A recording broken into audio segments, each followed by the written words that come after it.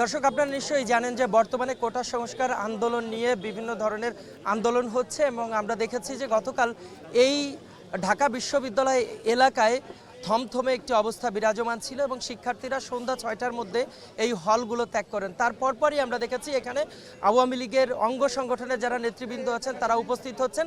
আজকে শাহবাগ এলাকায় সেখানে অবস্থান নিয়েছে স্বেচ্ছাসেবক লীগ, অর্থাৎ আমার সাথে যুক্ত রয়েছেন বাংলাদেশ স্বেচ্ছাসেবক লীগের সভাপতি, তিনি আমার ডান পাশে রয়েছেন, এবং সাধারণ সম্পাদক তিনি আমার বাম পাশে রয়েছেন।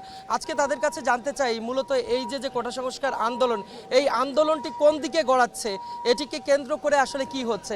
আমি যদি প্রথমেই সভাপতির কাছে জানতে চাই যে আপনি নিশ্চয়ই জানেন যে কোটা সংস্কার আন্দোলন এটি বড় আকার ধারণ করেছে। এটি ধারণ করার পরে আমরা দেখেছি এখানে আপনারা যারা নেতাকর্মী রয়েছেন তারা বিভিন্ন ধরনের অভিযোগ করছেন। আসলে এই ছাত্র আন্দোলন কোন দিকে যাচ্ছে, কি মনে হচ্ছে আপনার কাছে? আপনাকে ধন্যবাদ। গতকাল মাননীয় প্রধানমন্ত্রী জাতির উদ্দেশ্যে যে বক্তব্য দিয়েছেন, এই বক্তব্যের পরে তো আর আমি মনে করি না কোটা সংস্কার আন্দোলন যারা করছেন তারা আন্দোলন করার কথা। মানে পক্ষান্তরে মাননীয় প্রধানমন্ত্রী কিন্তু কোটা সংস্কারের পক্ষেই উনি অবস্থান নিয়েছেন। এখন আমরা যেটা অতীতেও দেখেছি 2018 সালে যে এই কোটা সংস্কার আন্দোলনে কোমলমতি ছেলেমেয়েদের সামনের দিকে এগিয়ে দিয়ে পিছনে বিএনপি জামাত এটাকে প্যাট্রোনাইজ করছে। এইবার দেখলাম বিএনপি জামাত সরাসরি অংশগ্রহণ করেছে। আপনারা জানেন যে কালকে যে শনির আখড়ায় এই যে রাতভর গোলাগুলি মারামারি হলো, থানা লুট হলো, এগুলো কিন্তু তারা বলছে এর সাথে আমরা জড়িত না। কোটা সংস্কার যারা আন্দোলনকারী, এটা বিএনপি এবং বিশেষ করে জামাত এই কাজগুলো করছে। এবং এইটা জামাত প্রতিবার 13-14 সালে দেখেছি, 18 সালে দেখেছি, 24 সালে দেখেছি, এবং এখনও এই কাজটা করে যাচ্ছে।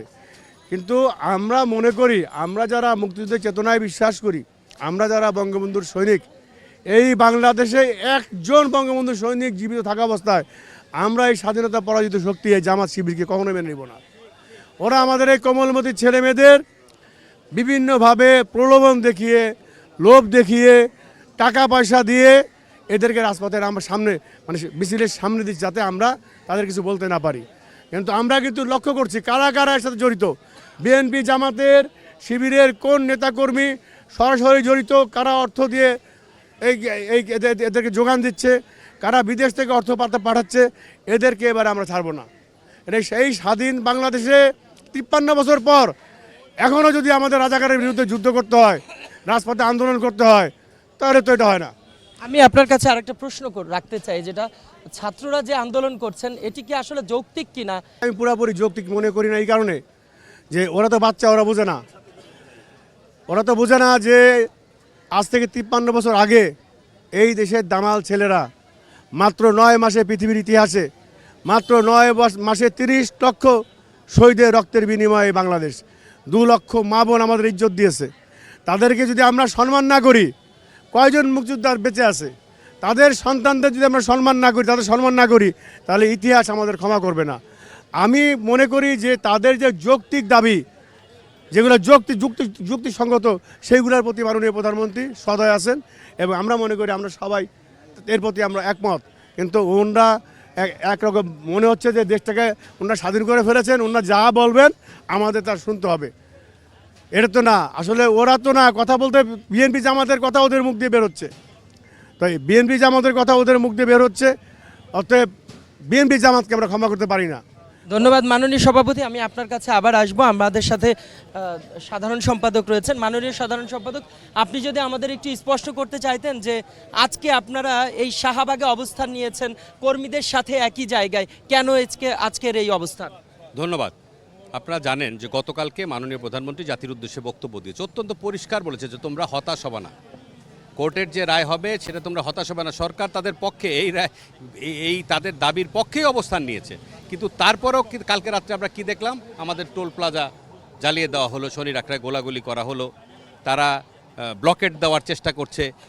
এটাতে বাবা তোমাদের তো কোনো লাভ নাই, লাভ হচ্ছে ওই শয়তানদের, যারা স্বাধীনতা বিরোধিতা করেছিল, যারা ক্ষমতায় আসার চেষ্টা করছে, যিনি হাজার হাজার কোটি টাকা নিয়ে লন্ডনে আজকে অবস্থান করতেছেন, যিনি এদেশে সবসময় একটা গণ্ডগোল লাগিয়ে ক্ষমতায় আসার চেষ্টা করেন, নির্বাচনে পরাজিত হবেন, তারা পপুলারিটি নাই, এই কারণে কিন্তু নির্বাচনে অংশগ্রহণ করেন না, এবং নির্বাচনকে ব্যবস্থাকে তিনি প্রশ্নবিদ্ধ করতে চান, তিনি পিছনের দরজা দিয়ে ক্ষমতায় আসতে চান, তিনি জিয়াউর রহমান যেভাবে আপনি জানেন হানা ভোটের মাধ্যমে যেভাবে ক্ষমতায় এসেছিল তারই সন্তান তো তারেক জিয়া। এই তারেক জিয়ার কথায় যেন আমাদের কোমলমতি শিশুরা যেন উদ্বুদ্ধ না হয়।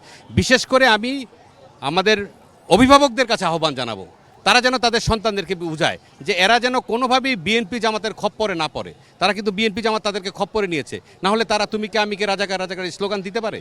এটা কি তাদের মাথার স্লোগান? আমি বিশ্বাস করি না।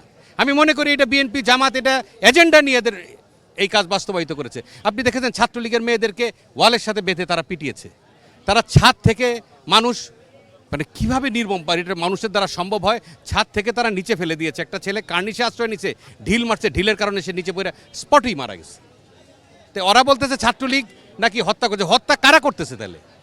তো এই ছেলেগুলি কি স্কুল কলেজের ছেলে না, এরা জামাত শিবির।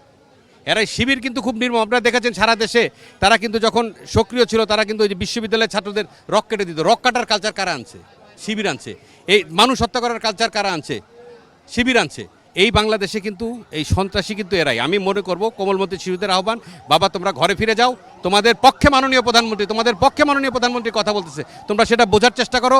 অভিভাবকদের কাছে আহ্বান জানাবো, আপনারা আপনাদের সন্তানকে বোঝান, আপনারা রাস্তা থেকে চলে যান। কারণ বিএনপি আওয়ামী লীগ, বিএনপি এবং জামাতকে ক্ষমতায় আনার জন্য আপনারা ব্যবহৃত হবেন না, আপনার সন্তানকে আপনি ব্যবহার হতে দিবেন না। আমি আরেকটি বিষয় প্রশ্ন করতে চাই যে শিক্ষার্থীদের আন্দোলন, সেখানে আমরা দেখেছি স্বেচ্ছাসেবক লীগের যারা কর্মী রয়েছেন মাঠ পর্যায়ে তারা বিভিন্ন পয়েন্টে অবস্থান করছেন, বিভিন্ন জায়গায় অবস্থান করছেন। আসলে স্বেচ্ছাসেবক কর্মীদের এই অবস্থান কিসের জন্য আমাকে একটু স্পষ্ট করবেন। আমাদের অবস্থান অত্যন্ত পরিষ্কার। আমরা চাচ্ছি কোনো ধরনের নৈরাজ্য যেন না হয়, কোনো যেন মানে জানমালের ক্ষতি না হয়, দেশের আইন শৃঙ্খলা পরিস্থিতি যেন বিনষ্ট না হয়, সেজন্য আমরা সক্রিয় ভূমিকা পালন করছি। এবং আমরা যখনই পাচ্ছি, এখানে এসেও কিন্তু আমরা কিছু ছেলে মেয়েকে পেয়েছিলাম, বুঝিয়ে বলেছি বাবা বাসায় চলে যাও, এটা তো আসলে তোমাদের পক্ষেই প্রধানমন্ত্রী, তোমরা এখানে থেকো না। এখানে কিন্তু আমরা কোনো তাদেরকে বুঝিয়ে তাদেরকে পাঠাচ্ছি। এবং এখানে যে কিছুক্ষণ আগে আমাদের নাইম আসলো কাওলাতে, এখানে তারাও প্রায় অনেক ছেলে সেখানে ছিল, চলে গেছে। সাচ্চু ভাই আসার সময় 10 নম্বরে অনেক ছেলে মেয়েকে পেয়েছে, তাদেরকে বুঝিয়ে বলেছে যে বাবা তোমরা বাসায় চলে যাও। আমার মতে তাদেরকে বুঝিয়ে তাদেরকে বাসায় চলে, কারণ ওই ছেলে মেয়েগুলি বুঝছে না, তাদেরকে জামাত শিবির তারা ওই গ্রুপ করে 5-6 জন করে এক এক জায়গায় পাঠাচ্ছে, এক একটা ইনস্টিটিউটে পাঠিয়ে বলছে তোমরা মাঠে নামো। কেন মাঠে নামবে তারা? কারণ আলটিমেটলি তো সেই দাবির পক্ষেই মাননীয় প্রধানমন্ত্রী কথা বলছে, এরপরেও কেন এই কাজগুলি হচ্ছে? এবং এটা তো প্রমাণ করছে অলরেডি কিন্তু তাদের এই কোটা বিরোধী আন্দোলনে তারা বলছে যে আমরা কিন্তু ওই যে শনির আখড়ায় যে টোল প্লাজা আগুন দেওয়া হয়েছে এটার পক্ষে কিন্তু আমরা নই। ধন্যবাদ। দর্শক, এতক্ষণ শুনছিলেন, আমার সাথে রয়েছিলেন বাংলাদেশ স্বেচ্ছাসেবক লীগের সভাপতি এবং সাধারণ সম্পাদক। তারা দুজনেই মতবাদ প্রকাশ করেছেন যে শিক্ষার্থীদের যে আন্দোলন, এই আন্দোলন আর শিক্ষার্থীদের মধ্যে নেই, এটি রাজনৈতিক অঙ্গনে চলে গেছে। যে কারণে তারা বলছেন যে শিক্ষার্থীদের যে দাবি দেওয়া সেটি নিয়ে মাননীয় প্রধানমন্ত্রী তিনি গতকাল রাতে যে উক্তি দিয়েছেন, যেহেতু এটি কোর্ট ব্যবস্থা গ্রহণ করবেন, সেক্ষেত্রে এই কোর্টের রায় পর্যন্ত অপেক্ষা করার জন্য তারাও আহ্বান জানিয়েছেন। ইখলাসুর রহমান, কালের কণ্ঠ, ঢাকা।